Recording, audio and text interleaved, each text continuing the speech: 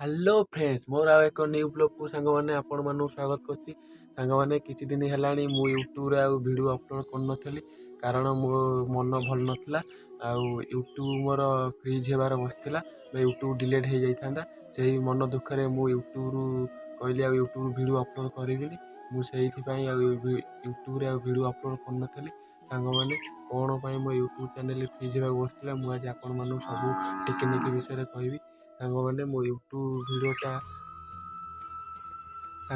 YouTube ମୋର delete ହେଇଯିବ ବୋଲି ମୁଁ ଆଉ ୟୁଟ୍ୟୁବରେ ଆଉ ଭିଡ଼ିଓ ଅପଲୋଡ଼ କଲିନି। ସେଇ ମନ ଦୁଃଖରେ ଯାଇ ଗୋଟେ ଆଶ୍ରମରେ ଯାଇ ବସିଲି, 4-5 ଦିନ ଏମିତି ବସିଲି। ସେଠି ଗୋଟେ ମୁନି ଯାଇ ଗୋଟେ ବାବା ରହୁଛନ୍ତି। ସେ ବାବା ମୋତେ ଦେଖିଲେ, ପଚାରିଲେ, ଆରେ ତୁ ଏଠି କାହିଁ ସବୁଦିନ କାହିଁ ଏଠି ବସୁଛୁ? ମୁଁ କହିଲି ବାବା ମୋର ମନ ଭଲ ନାହିଁ। ସେ ମୋତେ ପଚାରିଲେ ଯେ କ'ଣ ହେଇଛି, ମୁଁ ସବୁ ଏଇ କଥା କହିଲି ଯେ ମୁଁ କହିଲି ମୋ ୟୁଟ୍ୟୁବ ଚ୍ୟାନେଲରେ ମୋର ଭଲ ଗ୍ରୋ ହେଉଥିଲା, ଆଉ ମୁଁ ଏଇ ଦୋଷରୁ ମୋର ୟୁଟ୍ୟୁବ ଚ୍ୟାନେଲଟା ଫ୍ରିଜ୍ ହେଇଯାଇଛି ବା ଡିଲିଟ୍ ହେବାକୁ ବସିଲାଣି। ମୁଁ ସେଇଥିପାଇଁ ମନ ଦୁଃଖରେ ମୁଁ ୟୁଟ୍ୟୁବରୁ ଛାଡ଼ିଦେଲି, ଆଉ ୟୁଟ୍ୟୁବ କରିବିନି ବୋଲି ମୁଁ ତାଙ୍କୁ କହିଲି। ସେ ମୋତେ ଏମିତି ଗୋଟେ କଥା କହିଲେ ଯେ ମୁଁ ପୁଣି ପଳେଇ ଆସିଲି ୟୁଟ୍ୟୁବକୁ। ସାଙ୍ଗମାନେ ସେ କଥାଟା କ'ଣ, ମୁଁ ଆଜି ଆପଣମାନଙ୍କୁ ସବୁ ଟିକିନିକି କଥା ସାଙ୍ଗମାନେ ମୁଁ ଆଜି ଆପଣମାନଙ୍କୁ ଜଣେଇବି। ସାଙ୍ଗମାନେ ସେ କଥାଟା ହେଉଛି ଯେ କର୍ମ କରିଚାଲ, ଫଳକୁ ଆଶା ରଖ ନାହିଁ। ସେ ମୋତେ ଏମିତି ଗୋଟେ ଷ୍ଟୋରି କହିଲେ ଯେ ମୁଁ ଆଜି ସେ ଷ୍ଟୋରି ଆପଣମାନଙ୍କୁ ସବୁ କଥା ଜଣେଇବି। ସେ ଷ୍ଟୋରିଟା ହେଉଛି, ସେ ମୋତେ କହିଲେ ଯେ ଗୋଟେ ଭିକାରୀ ଗୋଟେ ଟ୍ରେନରେ ଭିକ ମାଗୁଥିଲେ, ସବୁଦିନ ଭିକ ମାଗୁଥିଲେ। ଦିନେ କ'ଣ ହେଇଛି ନା, ସେ ଭିକାରୀଟି ଭିକ ମାଗୁଛନ୍ତି। ସେ ସେ ଟ୍ରେନରେ ଗୋଟେ ଧନୀ ଲୋକଟି ବସିଛନ୍ତି। ସେ ଧନୀ ଲୋକଟି ପାଖକୁ ଭିକାରୀ ଯାଇକି ଭିକ ମାଗିଲେ। ସେ ଧନୀ ଲୋକଟା କହିଲେ, ମୁଁ କାହିଁ ତୁମକୁ ଭିକ ଦେବି ବା ପଇସା ଦେବି? ସେ ଭିକାରୀକି କହିଲେ ଯେ ଭିକାରୀ କହିଲେ ଯେ ତମେ କାହାକୁ କିଛି ଦେଇଛ? ଏ ଭିକାରୀଟି କହିଲା ଯେ ମୁଁ ତ ଭିକାରୀ, ଆଉ ମୁଁ କାହାକୁ କ'ଣ ଦେବି? ସେ ଧନୀ ଲୋକଟା କହିଲା, ତାହେଲେ ମୁଁ କାହିଁ ତୁମକୁ କ'ଣ ଦେବି? ଏଇ କଥାଟି ଭିକାରୀକି ଭାରି ତା ଆଘାତ କଲା, ବା ସେ ସେଇଠୁ ପଳେଇ ଆସିକି ଷ୍ଟେସନରେ ବସିଲା। ବା ସେଦିନର ବି ଚାଲିଗଲାଣି, 2 ଦିନ ହେଲାଣି ତାକୁ ଏଇ ମନଟା ତାର ଗୋଳେଇ ଘାଣ୍ଟି ହେଉଛି ଏ କଥାଟା କହିଲେ ବୋଲି। ଭିକାରୀଟିକୁ ରାତିରେ ବି ନିଦ ହେଲାନି ଏ କଥାଟା ଭାବି ଭାବି। ସେ ତା ଦିନ ଯାଇ ସେ ଭିକାରୀଟି ଆଉ ଭିକ ମାଗିଲାନି।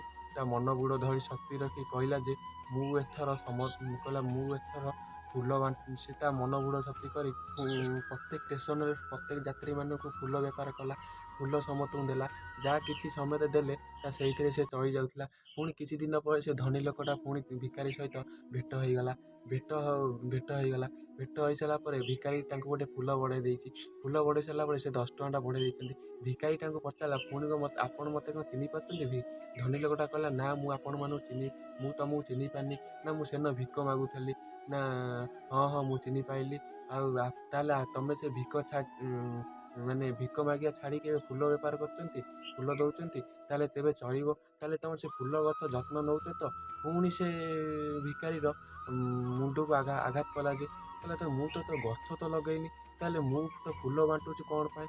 ସେ ସବୁଦିନ ପୁଣି ସେଦିନ ରାତିରେ ତାକୁ ନିଦ ହେଲାନି। ସେ ଭିକାରୀଟା ଭାବିଲା ଯେ ସେ ଯେଉଁଠି ଖାଲି ଜାଗା ଦେଖି ସେ ଏଥର ନିଶ୍ଚୟ ମନୋବୃତ୍ତି କଲା ଯେ ଯେଉଁଠି ଖାଲି ଜାଗା ଦେଖିଲା ଭିକାରୀ ସବୁଆଡ଼େ ଗଛ ଲଗେଇଲା। ଗଛ ଲଗଉ ଯେଉଁ ଷ୍ଟେସନ ସାରା ଗଛ ଲଗାଇଥିଲା। ଗଛ ଲଗାଇ ସାରିଲା ପରେ ସେ ଏଥର ସେଇ ଷ୍ଟେସନରେ ଗୋଟେ ଦୋକାନ ଖୋଲିଦେଲା। ଦୋକାନ ଖୋଲି ସେ ଗଛ ଯେତିକି ସବୁ ଫୁଲ ହେଲା ଫୁଲ ବେପାର କଲା। ଫୁଲ ତୋଡ଼ା ହେଇକା ସବୁ ବେପାର କଲା। ସେ ଦିନେ ସେ ଧନୀ ଲୋକଟି ସେ ତାଙ୍କ ଦୋକାନକୁ ଆସିଛି ଫୁଲ ନେବାକୁ। ସେ ଧନୀ ଲୋକଟି ଭିକାରୀ ପଚାରେ ଧନୀ ଲୋକ, ଆପଣ ମୋତେ କ'ଣ ଚିହ୍ନି ପାରୁଛନ୍ତି? ନା ଆପଣଙ୍କ କହିଥିବା କଥା ମୁଁ ଆଜି ଏତେ ବଡ଼ ପହଞ୍ଚିଛି। ସେ ସାଙ୍ଗମାନେ ଏ ଭିଡ଼ିଓରୁ ଆପଣମାନେ କ'ଣ ଶିଖିଲେ? କର୍ମ କରିଚାଲ, ଫଳକୁ ଆଶା କର ନାହିଁ। ମୁଁ ବି ସେ ବାବାଙ୍କ ଠାରୁ ଶୁଣିକି ମୋ ମନ ଦୃଢ଼ ଶକ୍ତି ବଢ଼ି ଚାଲିଲା।